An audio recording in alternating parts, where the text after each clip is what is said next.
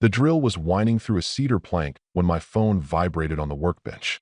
I was mid-sentence in my head, going over whether the damn beam needed a double joist bracket or not, when I wiped the sawdust off my hands and glanced at the screen. Instagram. She never tagged me in anything anymore, so it must have been the algorithm feeding me what it thought I'd want to see. It nailed it for once. There she was, my wife, in a field I didn't recognize. Looked like some budget pumpkin patch with picnic tables and hay bales. She was leaning into a man, arms looped around his neck like it was their anniversary. His name was Brian. I knew that because I'd heard it. A lot. Brian says we should try that Italian place. Brian's kid is in STEM camp too. Brian's the only reason I haven't quit that place. That Brian. Behind them, our two kids. One sitting on a wooden barrel, trying to balance a donut on his knee, and the other, hand shielding her eyes from the sun. Unaware. Just background props in a stranger's highlight reel. Caption, my real partner. Family day done right. I didn't feel the jolt of betrayal. Not at first. It was more surgical than that. Cold. Like a wire snapping under tension. Clean and quiet. I stared at it for a full minute. Not a twitch in my hands. Just watched as the hearts and likes stacked beneath it. One of her co-workers dropped a laughing emoji. Another wrote, cutest work fam. A knot started to form in my jaw. And then, without drama, without a second thought, I typed a single comment. Congrats. No punctuation. No exclamation point. Just that. Then I closed the app, turned off the screen, and went back to the joist I was measuring. My pencil was still behind my ear. The deck still needed finishing. But my hands were steadier than they'd been all morning. Later, I'd realize what that moment was. Not shock. Not devastation. Permission. She handed me the scalpel. All I had to do was decide where to cut. Inside, the kids were watching a movie. One of those Pixar things with talking fish or cooking rats. I couldn't tell anymore. She wasn't back yet. Supposedly visiting her aunt in Fairfield. Left Saturday morning with an overnight bag and a fake yawn. Said she needed a break from the usual chaos. The usual chaos being our family, I guess. I went into the house through the garage. Everything looked normal. Still smelled like laundry and air freshener and a bit of vinegar from the window cleaner I'd used yesterday. Domestic. Undisturbed. On the fridge, a crayon drawing from our youngest. Mommy, Daddy, me, Max, and the dog. 5 stick figures under a sun with spiky rays. I stared at the fifth one. Me. No face. The others had smiles. I took it down, folded it once, and slipped it into the junk drawer under the takeout menus. Upstairs, her closet door was slightly ajar. The overnight bag wasn't on the floor. Neither were her tennis shoes. I noticed things now. Too sharply. Too clearly. A scarf that wasn't hers. Cologne on her jacket that definitely wasn't mine. In the office, I opened the browser on the desktop and typed in the law firm I'd bookmarked months ago. I'd never had a reason to click until now. Funny how fast the line between paranoid and prepared disappears when your wife posts a family portrait with someone else. I booked a consult. Same day. Discreet flag checked. Uploaded a screenshot of the selfie with the caption. It felt like submitting evidence to a quiet, inevitable trial. Then I shut the lid, walked back downstairs, and made grilled cheese sandwiches for the kids. Crust cut off. Pickles on the side. Just like she used to do. Just like I'd do now. When the garage door opened hours later, I was on the couch, reading. Kids in bed. TV muted. She walked in humming, smelling like wine and someone else's cologne, wearing a sweater I hadn't seen in our house before. Oh hey, she chirped, hanging her keys. You wouldn't believe the traffic. I smiled. A small, quiet smile. Yeah, I said. Bet it was packed. She poured herself a glass of wine like she'd just come home from yoga, not a 48-hour aunt visit that featured her coworker draped around her shoulders like a prom date. The clink of the bottle against the rim was louder than usual, or maybe my ears were just sharper now. She moved around the kitchen humming something off-key, some Spotify indie nonsense she always said calmed her nervous system. I was chopping onions. Calm. Focused. Every slice uniform. You're quiet, she finally said, opening the fridge for some overpriced goat cheese we both knew the kids wouldn't touch. I shrugged. Tired. Long weekend.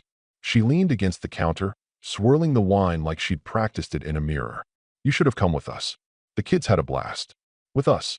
Not with me. Not with their mother. Not even with Brian and his family. Just us. Like I'd been photoshopped out of the picture. Yeah. I asked, keeping my voice flat. She smiled. Brian's honestly amazing with them. Like a total natural. I couldn't believe it. Max asked him if he could teach him how to throw a spiral. I slid the chopped onions into the skillet and turned on the burner. She waited for a reaction. Got none. So she kept going. I mean, it's funny, right?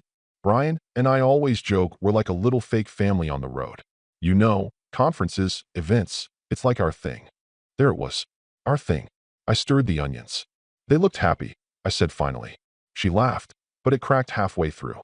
Oh, come on, don't be weird. It's harmless. You know how Brian is. And he loves kids. His own, mine, yours, all of them. I looked over, met her eyes for a split second too long. Sure, harmless. She blinked, then smiled again, forcefully this time. Anyway, I'm starving. Let's eat. At the table, she talked like nothing had happened. Work drama. Someone got fired for stealing an office chair. Her Pilates instructor was pregnant again. The kids needed new jackets. I nodded where appropriate, offered a few well-placed hums and yes. Let her fill the air. The kids, thankfully, were in bed. She didn't even ask how their weekend was. Didn't ask if Max had that nightmare again, or if Ellie remembered her spelling words. Just talked about herself. And Brian. After dinner, she left her plate in the sink. I'll get it tomorrow, she muttered. Then kissed me on the cheek, an old habit more than affection, and floated upstairs. I sat at the table for a minute longer, watching the steam curl off her untouched tea, then stood, cleared the plates, and loaded the dishwasher. I made sure everything was quiet before I slipped into the office. Closed the door, opened the laptop. The email was already drafted. Subject, follow-up, family law consultation. I attached the original screenshot from Instagram. No edits. Full caption visible. The kids' faces blurred in the thumbnail preview, but anyone looking close enough could tell who they were. I added one line to the message. Please include this in the asset protection folder. Children's images used without parental consent. Then hit send. There was a knock at the door. Her voice through it. Hey, you coming up? Yeah, I called back. Just closing out a couple things. Don't work too late, she chirped, then patted down the hallway. I stared at the screen for another moment. The email was gone. In flight. Off to the attorney who didn't know me yet, but would soon know everything. On the desk was a post-it with my to-do list, deck repairs, tree trimming, scheduled dentist for Max. I flipped it over and wrote a new item. Insurance. Digital. Copy weekly. Then tucked it under the keyboard. She thought we were still in the same script. Still playing house. Still trusting each other enough to believe in lazy jokes and wine-fueled denial. But I wasn't waiting for the truth anymore. I wasn't asking questions. I was archiving the answers. The office was beige. That corporate beige, the color of plausible deniability. The kind of place where nothing was ever wrong. Just under internal review. Where smiles were plastic and everyone had Slack channels that doubled as evidence someday. At 8:43 a.m. sharp, an email arrived in the inbox of Morgan S., Senior HR Compliance Officer at Keene and Langley Solutions. Subject, potential breach of family policy and misuse of family image. Sender, anonymous at protonmail.com. Attachment, img_5822.jpg. Morgan opened it, blinked once, zoomed in. There they were. Candace, her husband Brian, the real Brian, and 2 kids. Not Brian's. Not Candace's, technically, but definitely not anonymous stock children. Their faces were in half focus, lit by golden hour sun, with a pumpkin patch aesthetic that might have made it into a company brochure, if it weren't for the caption. My real partner. Family day done right. Morgan read it again. Then again. The timestamp, Sunday. Less than 24 hours ago. Candace had tagged the location, Autumn Ridge Farm, and Brian had commented a heart emoji. So had a couple of employees from the events team. Morgan didn't waste time. She flagged the image, attached it to a compliance case, and added tags. Potential ethics violation, improper use of company family initiative, conflict of interest, personal/public boundaries. By 10:30 a.m., the head of HR, legal affairs, and external PR had copies. The group chat lit up quietly, just names with periods. Seen. Understood. Need background. The problem wasn't the affair. That was just gossip fuel. The problem was Candace's position, Associate Director of Outreach. The face of the company's family's first campaign. The one who gave talks at schools about professional boundaries in the digital age. Who'd signed off on last quarter's family values slideshow. There had already been an internal note months ago about her closeness with Brian. Something about overly friendly travel reports and unusual lodging overlaps. It got brushed aside. They were both high performers. Translation, too useful to discipline. But now this wasn't just a bad look. It was shareable. By lunchtime, people were whispering. Candace arrived at 11:58 a.m., clutching an oat milk latte and smiling like she'd cracked the code to work-life balance. She breezed past reception, complimented someone's blazer, and joked with Brian near the copy room. But she noticed it. That subtle shift. How eyes didn't linger. How two people suddenly stopped talking when she passed. How Jenna from accounting answered her "Hey, good weekend?" with a brittle and a fast walk away. Brian acted normal. Too normal. Gave her a thumbs up when he spotted her in the break room and muttered, "Big week," before heading off to a team huddle. At 1:12 p.m., her manager was called upstairs. No explanation. Just a clipped message. Director Quinn needs 5 minutes. At 2:03 p.m., she got the calendar invite. Subject, policy debrief. Attendees, HR, compliance, legal liaison. Location, 8th floor conference, A, glass room. She tilted her head, blinked at it. Weird, she muttered. At 2:07 p.m., she texted Brian. You get this MTG too? No response. At 2:22 p.m., Brian walked past her desk without looking. By 3:15, 3 more employees had screenshotted the post.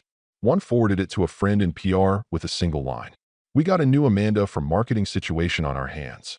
At 4 p.m., HR quietly began requesting flight records from the last conference. Cross-checking hotel bookings. Going through tagged posts from the company's official Family Inclusion Events album from 2 quarters ago. The captions that once seemed wholesome now read differently. Thanks to Brian and Candace for leading the Family Day event at Autumn Fest. Big thanks to our outreach duo. #WorkFamily Red Heart Red Heart. Candace didn't know it yet, but her caption wasn't just a slip-up. It was evidence. By 4:46 p.m., a new folder appeared in the compliance directory. Candace, Image 5822 Review. Subfolders. HR Timeline. Social Media Archive. Policy Violation Draft. Communications with External, if escalated. Candace was still at her desk, filing reports. Still smiling. Still floating on the belief that what she posted was just cute and relatable. She had no idea she'd just set the first domino in motion. And HR? They weren't angry. They were patient. The message came in at 7:39 p.m. sharp. Short. Calculated. Melissa Harper. Saw the post. This isn't the first time, but bringing our kids into it. Call me. I didn't recognize the number at first. Just stared at the name for a beat too long. Melissa Harper, until it clicked. Brian's wife. PTA mom. Volunteer queen. The woman who used to wave at us across the soccer field while we all pretended our lives were normal and vaguely admirable. I stared at the screen, then at the framed photo above my desk, my daughter on my shoulders, smiling like the world was stable and kind. I called. She picked up on the second ring. No hello. You saw it, she said, voice crisp. Controlled. I did. She exhaled hard, not quite a sigh. More like someone closing the lid on something toxic. You knew already, didn't you? I had suspicions, I said. The photo made it clear. Yeah. Brian swore up and down it was all platonic. Emotional support or some crap. He called it professional intimacy. Like he was a surgeon and she was the scalpel. I didn't laugh. Neither did she. I'm not shocked, she added. But the kids? Mine, yours? That's new. She posted it publicly. I said. Caption and everything. Tagged the damn farm, she muttered. I checked. That's the same one we went to last year. With me. With our kids. Silence. Then she said, meet me tomorrow. Noon. I want to compare notes. The next day, we met at a bakery halfway between our houses. The kind with forced charm, exposed brick, hanging plants, overpriced scones no one finishes. We sat across from each other in a booth that smelled like burnt espresso. Melissa looked composed, tight ponytail, light makeup, a jacket folded neatly on the seat beside her. But her eyes were bloodshot, and her knuckles were white on the coffee cup. She pulled out her phone. Let's begin. What followed was less a conversation and more a coroner's report. She showed me texts, over 60 of them. Some short, some nauseatingly long. Sent late at night. Photos of hotel keycards. Inside jokes I recognized from things Candace said at dinner. One message was a selfie from a hotel bathroom. Brian in the mirror. Candace's reflection behind him. Not touching, but close. Staged like a joke, but staged. Then came travel dates. Conferences. Work trips. Team building weekends. We started matching them to receipts. It was too neat. Here, Melissa said, flipping to a spreadsheet she'd started in Google Sheets. Because of course she had. Chicago. They told us it was a one-day seminar. Turns out they stayed 3 nights. Same hotel. Booked through the company under separate names. But if you call the front desk, same room. I added my piece. Notes I'd quietly kept. Times Candace missed her flight. Nights she was too tired to FaceTime. I showed Melissa the grocery store receipts. One had 2 bottles of red wine, allergy pills, and men's shaving cream. Candace is allergic to red wine. I'm not allergic to anything. We don't buy shaving cream anymore. I use an electric razor. Melissa's lips tightened as she looked through it. She always had an excuse, she said. Said I was insecure. That she was mentoring him. That I didn't understand the demands of her job. Same. She ever say you were too emotionally unavailable? I huffed. She called me stable to a fault. Said Brian made her feel seen. Like he's a damn spirit guide. She laughed once, sharp. She told me you were kind of checked out. Too domestic, I think was the phrase. We sat in silence after that. Mutual humiliation soaked in espresso and stale lemon scones. Finally, I said, what do you want to do?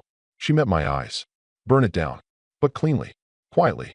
The way they never imagined we could. Agreed. We planned it like a military op. She'd forward me everything. Texts, call logs, photos. I'd send her my lawyer's contact. We'd coordinate timelines. Tag the same HR officers. Trigger simultaneous reviews. No theatrics. No screaming matches. Just precision. I want custody, Melissa said. I want them to live with consequences. Not chaos. Not guilt. Just results. Same here, I said. They made this mess. They just don't know we're already holding the broom. We didn't hug when we left. No warmth. No camaraderie. Just clarity. Let them romanticize chaos.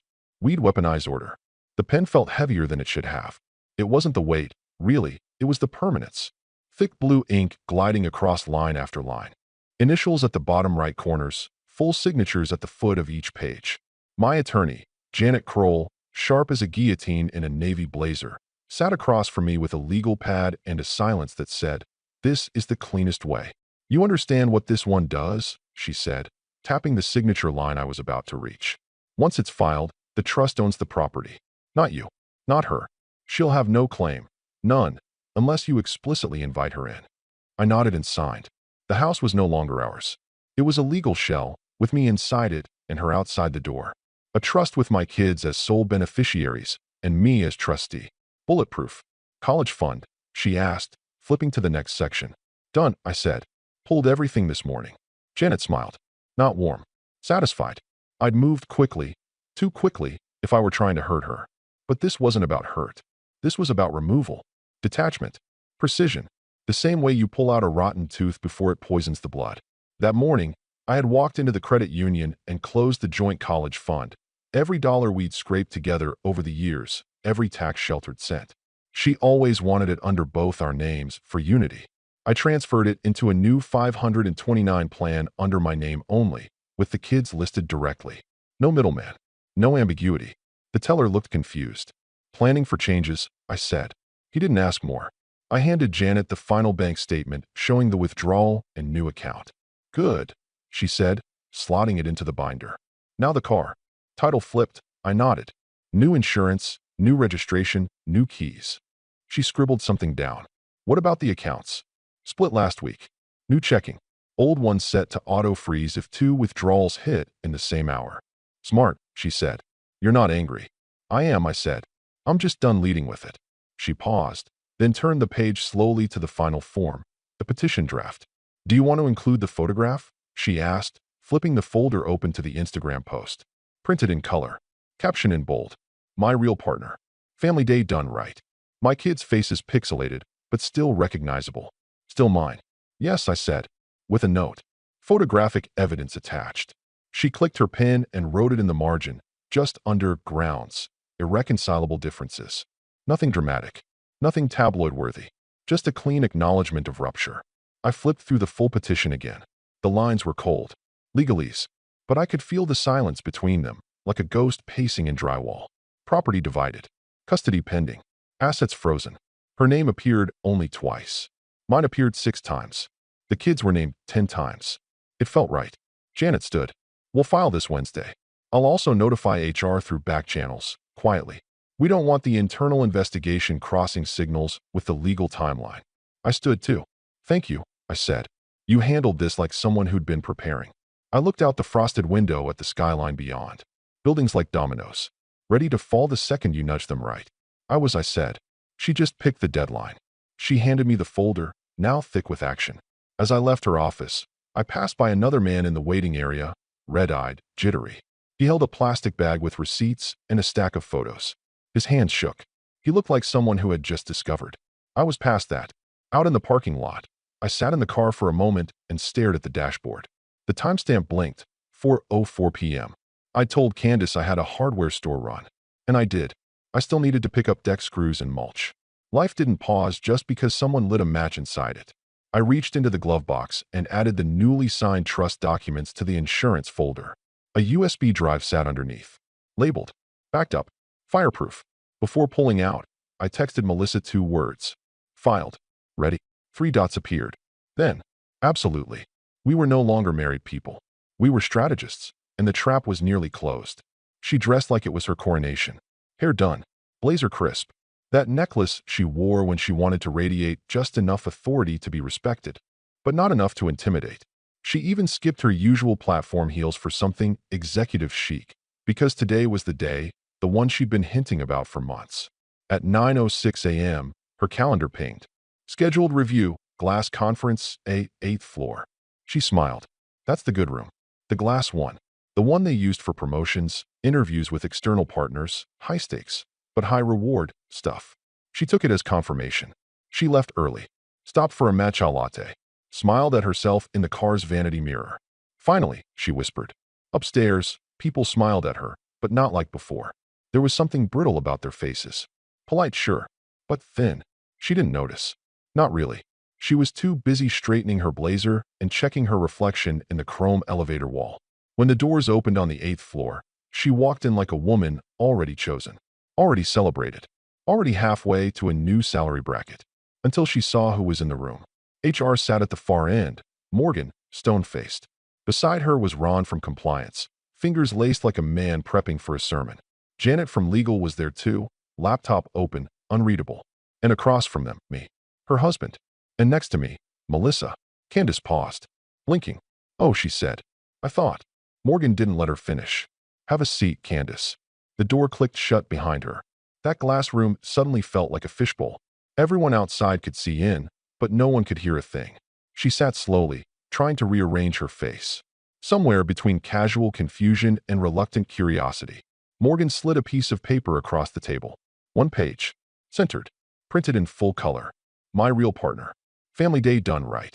Candace stared at it. She didn't touch it. Just stared. Like maybe if she held still long enough, the image would disappear. Morgan spoke calmly. This image was brought to our attention yesterday morning. It includes another employee, 2 minors, and appears to be taken during a company-sponsored event. Candace glanced at me, lips parting like she was about to start the playbook. The one with the flirty deflection, the feigned surprise, the it's just a joke, baby routine. But Melissa was already placing her phone on the table. Face up, screen lit. Brian's texts. Dozens. All time-stamped. The kinds of texts that stripped the varnish off every excuse Candace ever rehearsed. HR continued, unfazed. This isn't about private conduct. This is about public misuse of corporate programming, potential breaches of the code of ethics, and reputational risk to both internal operations and external partnerships. Ron leaned forward. You're in a leadership role, Candace. This is substantial. She swallowed. This is being blown out of proportion. I mean, look, we're a close team. Everyone knows that. Brian and I have been friends for years. The kids? They love him. We were just. My real partner. Janet from legal cut in, voice cool. You're aware that we have internal definitions for familial representation when it involves company branding, yes? Candace opened her mouth, closed it. She turned toward me, her expression brittle, desperate for some kind of anchor. I offered nothing. Melissa sat still, hands folded, eyes locked on her. A quiet storm in a pressed blouse. I think, Morgan said, it would be best for us to continue this with HR counsel present. For now, we'd like you to wait outside. Candace stood, but not immediately. She was still computing, still looking for the scene partner who would save the act, still believing there was an exit. But this wasn't theater anymore. She walked out with her shoulders too high, like she didn't want to admit gravity. When the door shut, Melissa leaned back and exhaled for the first time. I stayed silent. Morgan turned to me. Anything you'd like us to add to the report? I shook my head. No, I said. That was her caption. I think it speaks for itself. She stood just outside the conference room door for 12 full seconds before pushing it open again. A knock would have made it dignified, but Candace didn't knock. She re-entered like someone who thought the show was still running. Like a sitcom star barging back into the scene with one more quip. "Okay, look," she began, her voice too bright, too fast. "I get it. This looks bad. But come on. You really think this is worth dragging in legal? It was just a weekend. A photo." She reached across the table and plucked the printed image off the surface like it was a misfiled memo, something she could fold and stuff into her purse. Melissa said nothing. She didn't even glance at her. Just tapped her phone screen again, already unlocked, and slid it back into view. Another text. Another timestamp. Another nail. Candace didn't look at it. "I mean, Brian and I joke all the time. That's our thing. The fake spouse bit. Everyone knows we're tight. It's like an office running gag. HR even laughed about it once at the retreat. Remember that, Morgan?" Morgan didn't blink. Ron from compliance leaned forward, fingers laced. "Candace, this isn't about gags. This is about credibility, optics, and the use of company resources, time, money, events, for what now appears to be a personal relationship masquerading as professional partnership." Candace tried to laugh. It came out dry and strangled. "Okay, but this is... I mean, are we really going nuclear over Instagram? You can't tell me no one else has posted worse." No one answered. She turned to me. "Honey," she started, voice lowering into a soft, calculated tone. "Tell them. You know this isn't some..." I didn't move. I didn't speak. I watched her use that tone I'd heard 100 times in other rooms. When bills were late, when she was caught in a lie, when she needed someone to hold the rope while she climbed out of another mess. But there was no rope now. Just floor. Melissa's gaze didn't waver. Calm. Sharp. Like a librarian about to shush someone permanently. Candace's eyes darted between us. "You're both just what? Tag teaming me now? Is that what this is?" she said, half laughing, voice cracking in the edges. "A little revenge party? How long have you two been planning this, huh?" "Candace," Morgan said, voice still impossibly neutral. "This impacts more than just you. Two families. Minors. Our public image. This isn't a personal ambush. This is a corporate integrity issue." Candace froze mid-breath. "You keep saying reputation," she said finally, something trembling now behind her eyes. "But you didn't mind when I was the face of the family's first campaign. When I was working late, traveling, making you all look progressive and inclusive." Ron nodded slightly. "Which is precisely why this is serious. Your face was attached to multiple sponsored events, including ones where both your family and Brian's were present. That creates implications we cannot untangle easily." "And the caption didn't help," Morgan added. "My real partner. That's not just personal. It's declarative." "I was being funny," Candace said, now almost whispering. "It's a joke." Melissa finally spoke. "You made my kids part of your joke." Candace turned to her like she'd forgotten she was there. "Melissa, come on. They love Brian. They're always happy to see him. And you? What? You've never had a flirtatious friendship." Melissa's voice was flat. "Not with someone who sends me Google Calendar invites for motel meetups and lists them as budget meetings." Candace's lip twitched. Janet from legal, silent until now, closed her laptop softly. Morgan exhaled. "Candace, please wait outside." There was nothing else to say. Candace stood but didn't move for a second. Just stared at the table, at the piece of paper she was now holding with creased fingers. Her hands were shaking. She walked toward the door slowly, like gravity had doubled. Right before stepping out, she looked at me. Her face wasn't angry, not pleading, just hollow. But I didn't flinch. I didn't nod. I didn't follow. The door closed behind her like the final scene of a play that didn't get a standing ovation. Inside the room, no one spoke. Melissa reached for her phone, flipped it face down. I just sat there, watching the silence settle like dust. She slammed the front door like someone still pretending to have control. Bags hit the tile, keys clattered. Shoes kicked off, jacket halfway onto the back of a chair before sliding to the floor. She didn't even notice the silence at first, still caught in the echo of the glass-walled room. The word suspended rang in her head like it had been screamed through a megaphone, though it was said quietly, professionally, with no malice, just finality. Her laptop was in her tote, unopened. Her company badge, still dangling from her belt loop, felt radioactive, as if everyone she passed could see the stain now, like her guilt had become a brand. She reached for her phone, thumb tapping out a message to Brian with muscle memory. "Call me. They pulled me from the campaign." "What did you say?" No read receipt. Just a blank profile icon. The typing bubble didn't appear. She moved through the living room like a woman trying to outrun something she hadn't quite named yet. Then she saw the folder. Plain, manila, placed deliberately in the center of the kitchen table, where she used to drop grocery lists and meal plans. Where her daughter once spilled glitter glue that never quite came off, no matter how many times she scrubbed. Her hand hovered before touching it. Something in her gut said don't. She opened it anyway. First page, separation agreement, preliminary terms. Second page, notice of bank account termination, joint access revoked. Third, custodial allocation schedule proposal, pending mediation. Fourth, a list of itemized assets, neatly labeled. Mortgage, trust-owned. Vehicle, individually retitled. College fund, new plan hashtag XXX9132. Insurance policies, sole beneficiary updated. And then a single note. Printed, not handwritten. Your decisions involve the children. Mine protect them. She sank into the chair. Slowly, like her body had to process gravity in increments. She flipped through the folder again, as if looking at the same words from a different angle would change what they said. There was no rage in the documents. No threats. No vitriol. Just paperwork. Just decisions. Already made. The joint account was closed. She tried logging into the mobile app and got an error. Tried again. Error. Called the number on the back of her debit card. Was told there was a security hold placed that morning, pending legal separation proceedings. The agent was polite, apologetic, efficient. She checked her email. 6 unread messages from HR. 4 from legal. 1 from someone in PR with a subject line. Need clarification re. Family values branding and personal social posts. She didn't open it. The hallway was dark. The kids' rooms were empty. The closet half cleared. His shoes gone. Drawers neatly emptied. No mess, no drama. His toothbrush no longer in the holder. The charger for his watch missing. The charger for her phone still plugged in. She called him. Voicemail. Called again. Straight to voicemail. The third time, she left a message. Okay, this is ridiculous, she said, trying to laugh. I know you're mad. I get it. But you didn't have to do this without talking to me first. We're supposed to be a team, remember? She hung up before her voice cracked. Then called again. No answer.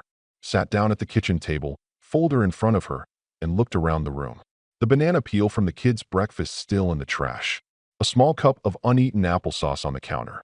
The microwave blinking 12 o'clock, like time had stopped just for her. She reached for her phone. Opened Instagram. The post was still there. Her smiling with Brian. The kids behind them. My real partner. Family day done right. One new comment. You're disgusting. No profile picture. No name. Just the sentence. She locked her phone and dropped it on the table. Then, finally, she put her head down in her arms and realized she was the only one who didn't see this coming.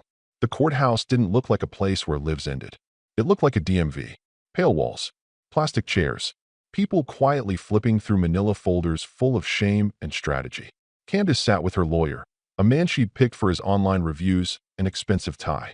His name was Stephen Hollins, and he had the vibe of a man who told everyone he used to play squash but never actually did. He kept adjusting his cufflinks and muttering legalese to her in a low, anxious tone. We'll argue lack of intent. Could push for shared custody. Public image damage isn't quantifiable in this phase. Blah, blah, blah. She wasn't listening. She was watching the man across the room. Me. I didn't smile. I didn't make eye contact. I sat still, binder on the table in front of me. The one Hollins kept glancing at like it was ticking. Because it was. The judge walked in.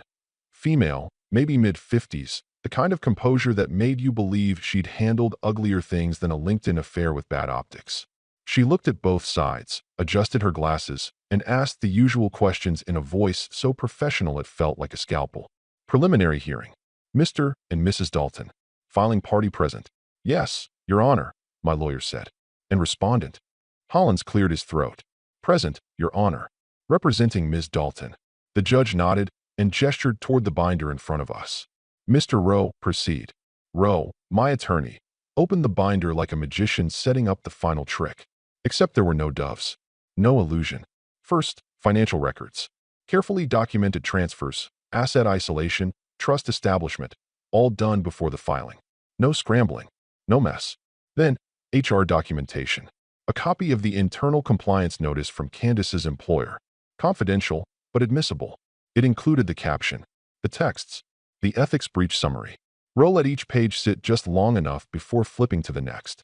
Slow. Methodical. cruel in its professionalism. Hollins tried to speak once, murmured something about overreach and ambiguous language, but the judge cut him off. Mr. Hollins, does your client dispute the authenticity of the attached image and communications? Hollins hesitated. Candace leaned in, whispered something. He swallowed. No, Your Honor. The judge made a small note on her pad. Then let's proceed. On the matter of marital assets, due to the documented actions preceding the filing and evidence of intent to remove said assets from joint status, I am placing a full freeze on all remaining shared financial accounts pending resolution. Candace's face twitched. The judge continued, calm as an accountant. Regarding property, per documentation from the established trust, the residence is no longer considered community property under current conditions. No access to said residence shall be granted to Ms. Dalton until further review. Candace looked like someone just unplugged her spine. Custody of the children, the judge went on, will be addressed in a separate hearing, pending psychological evaluation reports. Temporary arrangement defaults to the filing party's residence, as he currently maintains sole guardianship. Candace's mouth dropped open. I didn't abandon my children, she blurted. Rodent, look up. No one said you did. The judge raised an eyebrow. Ms. Dalton, this is not the forum for that discussion. You will have the opportunity to present your case during custody review. Candace tried to recover, sat up straighter, smoothed her skirt, but she was pale now, bone-deep pale.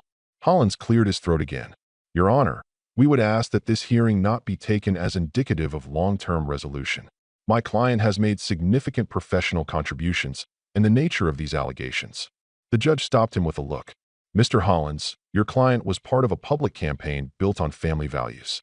She used company platforms to promote a personal relationship that directly contradicts that image. You're lucky this isn't a defamation case. Hollins sat down. Candace was visibly trembling now. No tears. Not yet. But close. The gavel tapped. This hearing is concluded. Next review in 30 days. All rulings stand pending new evidence. We stood. She didn't. Not at first. She was still staring at the binder, still hoping it was bluff or drama or something she could twist into a performance. But it wasn't. It was proof. Outside, she finally caught up to me. Wait, she said, breath hitching. You can't just do this. Freeze everything. Take the house. The kids. You're making me look like. I'm not making you look like anything, I said, not stopping. You posted it. She reached for my arm. I stepped away. You don't get to disappear, she hissed. You don't get to rewrite the story. I turned to her. You're not the narrator anymore. Then I walked to my car, left her standing on the sidewalk in a $300 blazer in a panic she couldn't negotiate out of. This wasn't a story she could tell her way through. Not this time. The envelope looked ordinary. No lawyer's seal. No threatening font. Just white, sealed, with her name typed neatly in the center. She found it wedged between a coupon book and a grocery ad in the mailbox. At first, she almost tossed it, thought it was another HR memo asking for clarification or an internal wellness notice designed to make termination sound like therapy. But the sender's address, Keene and Langley HQ, made her fingers stop. She opened it with her nail, slicing it unevenly. Paper inside, folded twice. Letterhead sharp. Not even a full page. Just 2 paragraphs. This letter serves as formal notification that your employment with Keene and Langley Solutions has been terminated, effective immediately. The decision follows findings of breach of conduct involving the misuse of company-sponsored family media events and violations of internal image policy. You are no longer authorized to access company platforms, communications, or physical properties. A final itemized statement will be mailed within 7 business days. All materials related to your role must be returned within 5. No closing line. No, thank you for your service. No sympathy. Just finality. Candace sat down on the cold tile floor of the entryway, letter still in hand. Her phone lay face up beside her, screen black. No messages. No calls. No calendar reminders. Just silence. She opened the text thread with him. Still nothing. No new responses to her last 5 messages. The final one. Please, just tell me what I'm supposed to do now. Unread. She typed something else, then deleted it. Started again. Deleted that too. Then opened his Instagram. Still public. Still unblocked. He hadn't posted since last spring. A photo of their kids climbing a wooden fort he built in the backyard, captioned, 2 wild things, 1 sturdy ladder. She clicked back. Searched Melissa's page. Private now. Brian's account. Gone. She leaned back against the wall, head hitting the plaster with a quiet thud. The house was cold. She hadn't turned on the heat. Bills were still technically in both names, but his lawyer had made it clear which ones she'd be responsible for. The fridge had half a bottle of almond milk, a box of old blueberries, and 3 forgotten yogurts. The kitchen calendar hadn't been flipped since September. Somewhere upstairs, her daughter's old iPad pinged with a game notification. She hadn't heard from the kids since the interim custody assignment. Her messages had been seen. That was all. She stood eventually, put the letter on the kitchen counter, stared at it like it might self-destruct, then checked her phone one more time. Still no messages. Across town, I walked the dog. Crisp air, leaves falling like judgment. The leash in one hand, a coffee in the other. I didn't check my phone. Didn't need to. The lawyer had confirmed delivery. Melissa texted, got the call. HR cleaned house. There was nothing left to monitor. Nothing to fix. The dog sniffed around a maple tree, tugged a little toward a path we used to take when Candace still cared about pretending. I let him pull. The wind was clean. Not quiet, exactly, but honest. No white noise. No hidden audio. Just leaves. And silence. And the space between a closed door and what waits on the other side.